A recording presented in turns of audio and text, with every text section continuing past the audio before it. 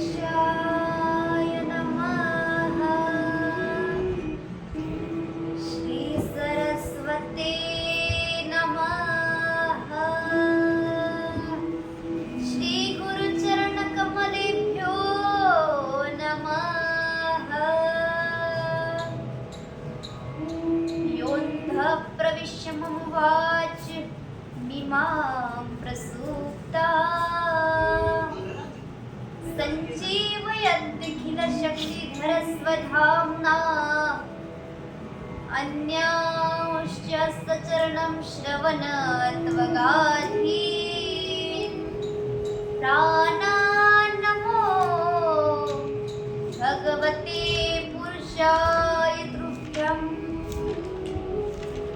जय जय श्री राधारमण. जय जय नवल किशोर. जय गोपी चित्त चोर प्रभु. जय जय माखन चोर. सच्चिदानंद रूपाय विश्वोत्पत्त्यादि हेतवे तापत्रय विनाशाय श्रीकृष्णाय वयं नमः. श्री राधा जी मेरी स्वामिनी, मैं राधे जी को दास. जन्म जन्म मोहे दीजिए वृंदावन को आस. गोपाल कृष्ण भगवान की जय. श्रीमद् भागवत पुराण की जय. नवम स्कंदामध्ये सुरुवातीलाच 12 अध्यायामध्ये सूर्यवंशाचे वर्णन आले आहे. कश्यपला आदितीपासून सूर्याचं नावाचं पुत्र श्राद्ध देवाला मुलं नव्हतं.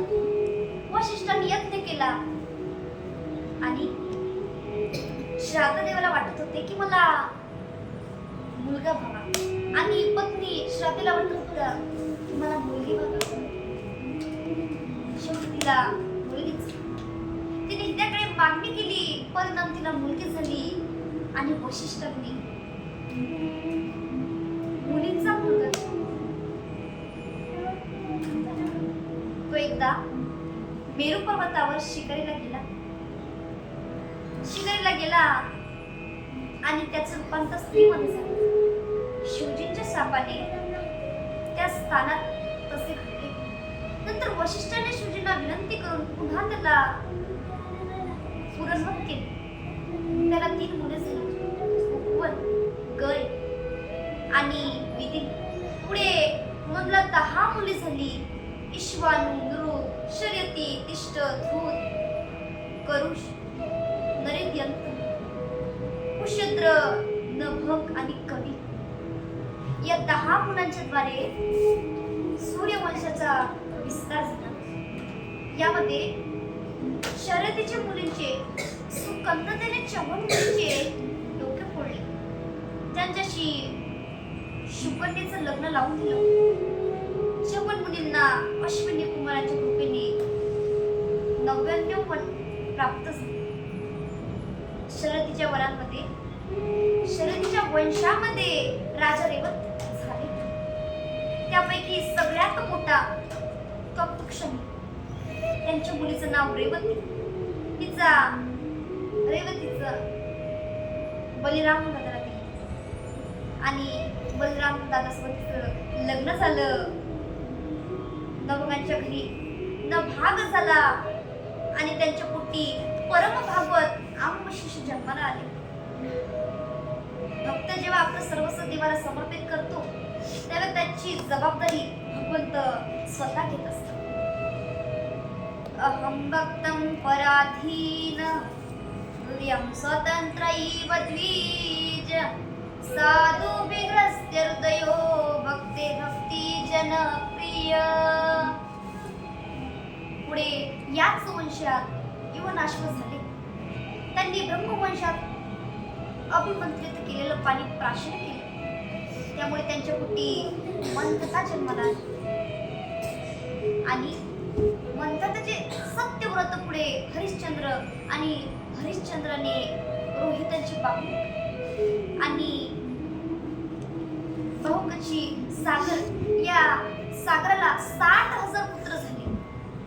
त्यांच्या यज्ञातील घोडा इंद्राने सोडला आणि कपिलांच्या आश्रमात आणून बांधला. सागर पुत्र धावून गेले. सोर समजून कपिलांना अपशब्द बोलू लागले. आई रे बैमा दुनिया आई रे मा बाप कोयना माने लोक बैमा साधू संत कोयना माने हिजळको सम्मान. कपिलांनी नेत्र उघडले आणि कपिलांनी नेत्र उघडताच 60 मुलं जळून भस्म झाली. त्यांचा उद्धार कसा होईल? गंगाजलानेच त्यांचा उद्धार होईल. सगराची दुसरी पत्नी केशिनी पासून झालेला असंज याने तपश्चर्या केली आणि गंगा प्रसन्न झाली नाही. त्याचा पुत्र अशुमान त्यानेही तपश्चर्या केली पण गंगा प्रसन्न झाली नाही. शेवटी दिलीप त्याचा पुत्र दिलीप त्याने तपश्चर्या केली नाही पण गंगा जन्माला आली नाही. त्यांचा पुत्र भगीरथाने तपश्चर्या केली, गंगा प्रगट झाली. भगवान शंकराने गंगेचा मस्तकावर धारण केली, पुढे प्रवाहित सुद्धा केली. नंतर रस्त्यात तिला जन्म ऋषीने गिळून टाकली व आपल्या मांडीतून तिला प्रवाहित केली. सगर पुत्रांचा उद्धार झाला. शुकाचार्य सांगतात, परीक्षिता, भगीरथांच्या वंशामध्ये सिंधुद्वीप, आयुतायु, मृदुपूर्ण, सौदान, नारी कवच, खंडवान, दीर्घबाहू, रघु, आज, दशरथ, राम, लक्ष्मण, भरत आणि शत्रुघ्न. पुढे 2 अध्यायातून रामप्रभूचं संक्षिप्त चरित्र आलं आहे. बघा, रामचरित्र अतिशय पावन आहे. प्रभू अवतीर्ण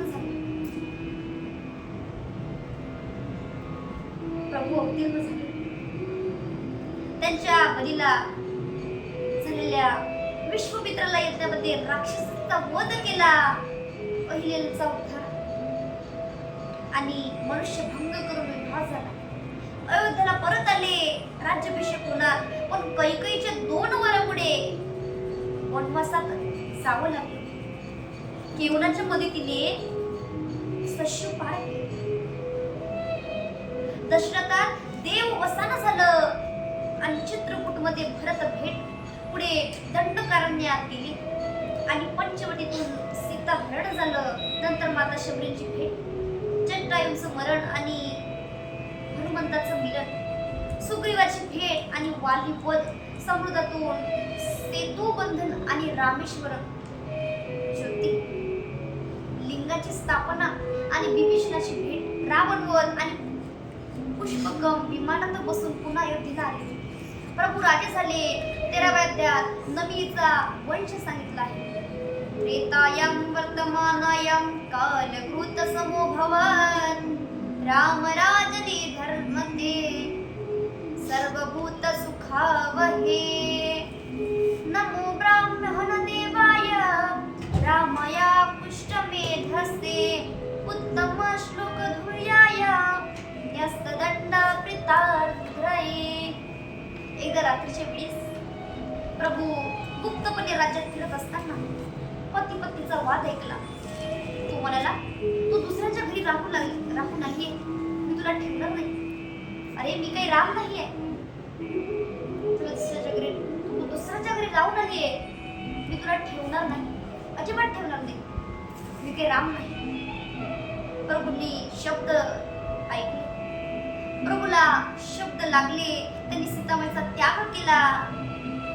त्या वाल्मिकीच्या आश्रमात राहू लागल्या.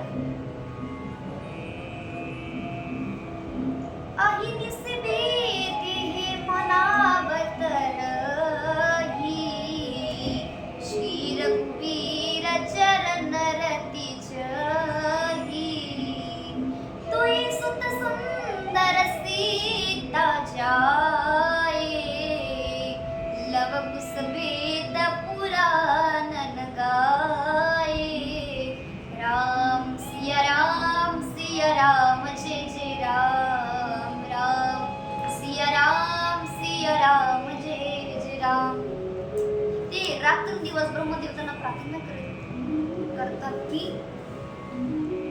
रघुवीरांच्या चरणी आपले दृढ प्रेम असावे. सीतेला लव आणि कुश असे 2 पुत्र झाले. त्यांनी अश्वमेध यज्ञातील घोडा धरून आणि शत्रुघ्न, लक्ष्मण, भरत सर्वांना युद्धात हरवलं. हनुमंताला बंदी बनवलं.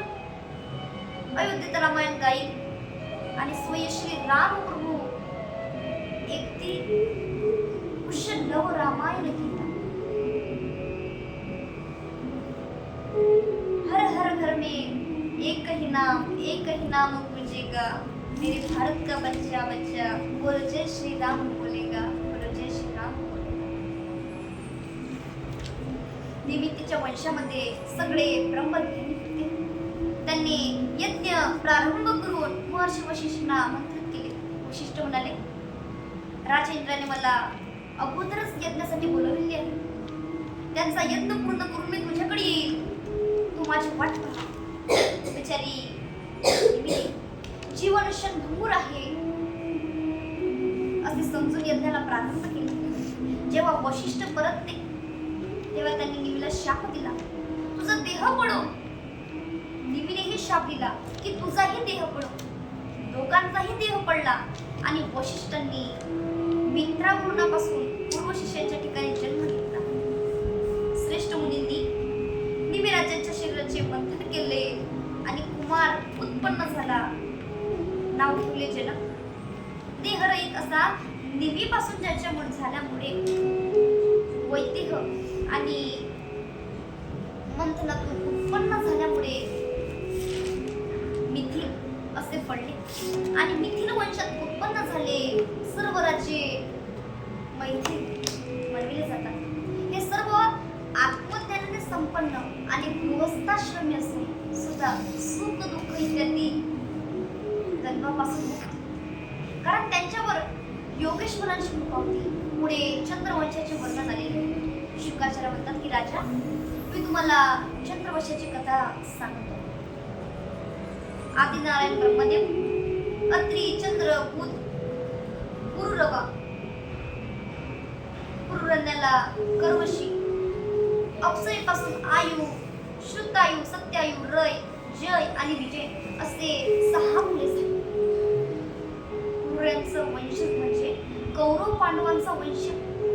पुढे विश्वामित्रांचा वंशाचं वर्णन आलेलं आहे. बघा, नहुष, यती, ययाती, संयती, आयती, वियती, कृती. ययातीने दिव्याने सोबत विवाह केला. ययाती 10,000 वर्षापर्यंत भोग भोगत होता. आपल्या गुरु नावाच्या मुलाची काढून घेतली. त्याला आपली वृद्धावस्था दिली होती. पुढे त्यांच्या मनात विचार आला, भोगात शांती नसते. या सिद्धदांताला अनुसरून ययातीने गृहत्याग केला. त्यांच्याबरोबर देवयानीने सुद्धा वैराग्य मार्ग परत करला. पूर्ववंशात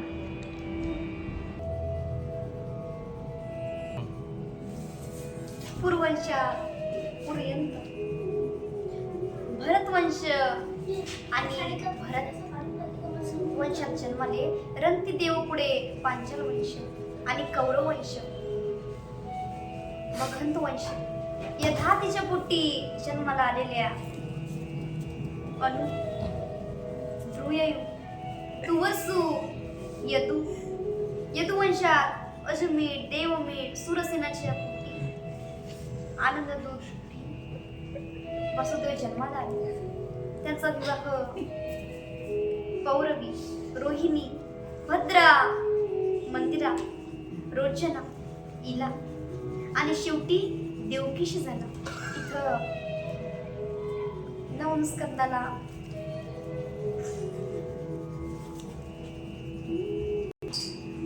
पूर्ण होतो. शुकदेवजी वर्णन करतात, त्या धरेवर कंस आणि जरासंधासारखे राजे पापचरण करायला लागले. तेव्हा पृथ्वी पीडित होऊन ब्रह्मदेवासह भगवंताजवळ क्षीरसागरात गेले. सगळ्यांनी भगवंतांची पुरुष सुक्ताने स्तुती केली. वसुदेवा ऋषिकेशा माधवा मधुसूदना करिताती संभवना पुरुषस्तुते. या स्तवनाने भगवंत प्रसन्न झाले. भगवंताने आकाशवाणीद्वारे सांगितले, आकाशवाणी सांगते सकाळाजणी तडमड मानसे करू नका. देवकीचा गर्भ येईल. भगवान राक्षस ब्रह्मन काय भगवंत वसुदेवच्या घरी जन्म घेणार आहे. देवकीच्या गर्भातून प्रभू अवतीर्ण होणार आहे. म्हणून तुम्ही सर्व देवता गोकुळामध्ये अवतीर्ण व्हा. भगवंताने शिष्याला सांगितले, तुम्हीही अवतार घ्या.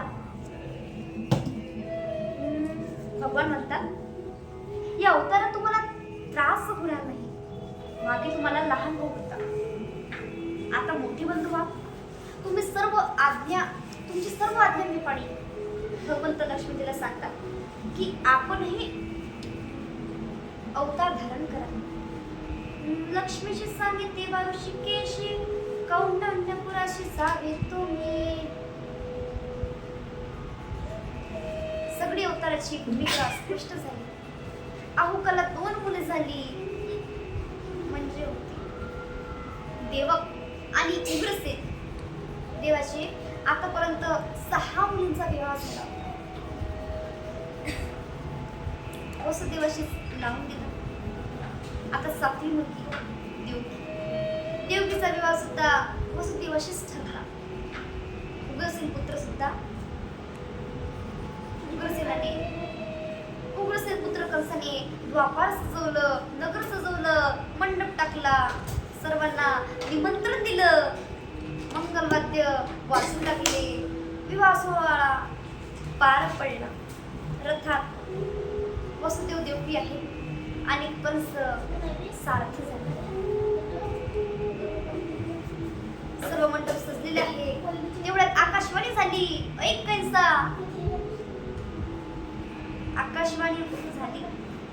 आकाशवाणी सांगत असे कंसा, मानी हा भरवसा बोलण्याचा.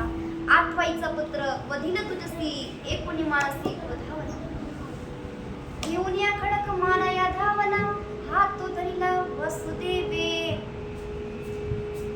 वसुदेवनी संकट टाळण्याचा खूप प्रयत्न केला. कंस बहिणीला मारू लागला.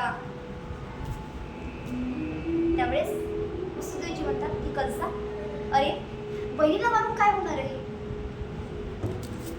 कारण हिचा पुत्र तुझा वध करणार आहे. मग हिला मारून काय उपयोग? मी देवकीला प्रत्येक नंदासरीला तुला आणून देणार. प्रत्येक नंदासरीला तुला आणून देणार.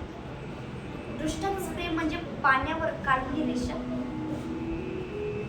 वसुदेवजी म्हणतात, कंसा, या जगात जो कोणी जन्माला आला त्याच क्षणी तो मृत्यूसही सोबत घेऊन आला.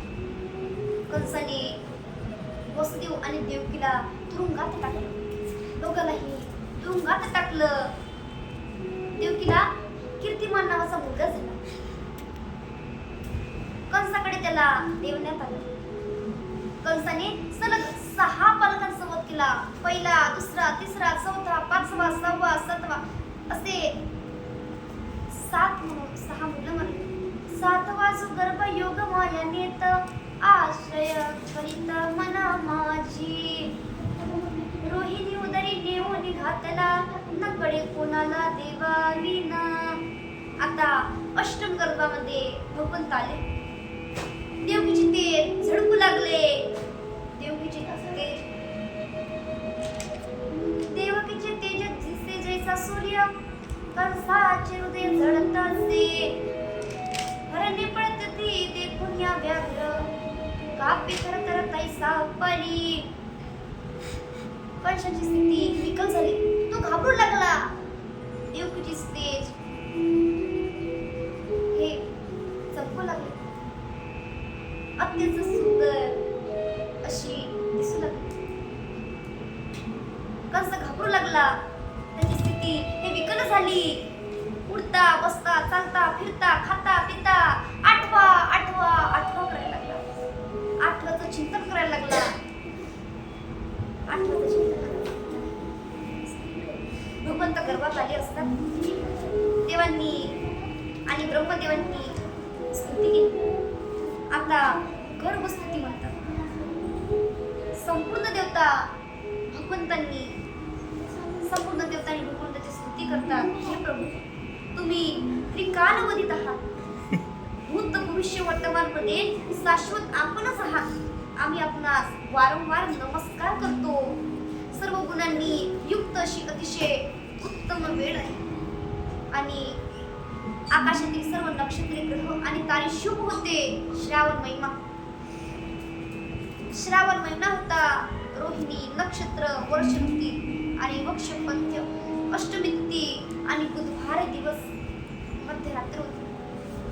भगवंत देवकी आणि वसुदेवाच्या सन्मुख चतुर्भुज रूपाचे प्रकट झाले. एवढी संभव नव्हे काही, श्रमी नामयाचा स्वामी प्रकटला. गोपाल कृष्ण भगवान की जय.